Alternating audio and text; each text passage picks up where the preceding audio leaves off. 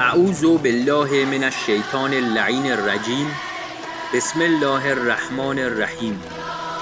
اگه فرزند یا مادرت زبان املال سرطان داشته باشه، دوست داری اون مداوا بشه یا مشکلات خودت حل بشه؟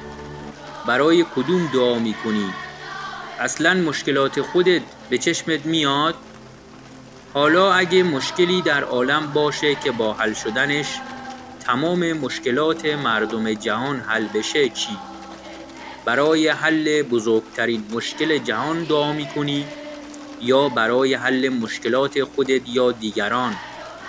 مشکلی که با حل شدنش کره زمین بهشت میشه.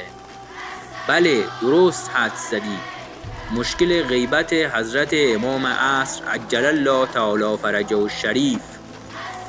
پس از این به بعد هیچ دعای دیگه ای نکن و فقط بگو اللهم عجل لولیک الفرج.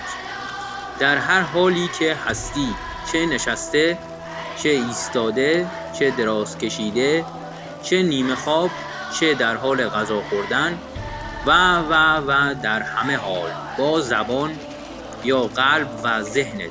زیرا حضرت امام عصر عجل الله تعالی فرجه الشریف فرمودند اکثر الدعاء به تعجیل الفرج فإن ذلک فرجکم.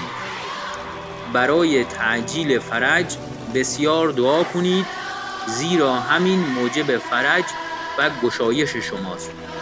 کتاب شریف کمال الدین و تمام النعمه، شیخ صدوق رحمت الله علیه، صفحه 485. و یگانه مدافع واقعی امام عصر عجل الله تعالی فرجه الشریف یعنی علامه الله یاری رو هم کمک کن با مال و تبلیغ و دعا.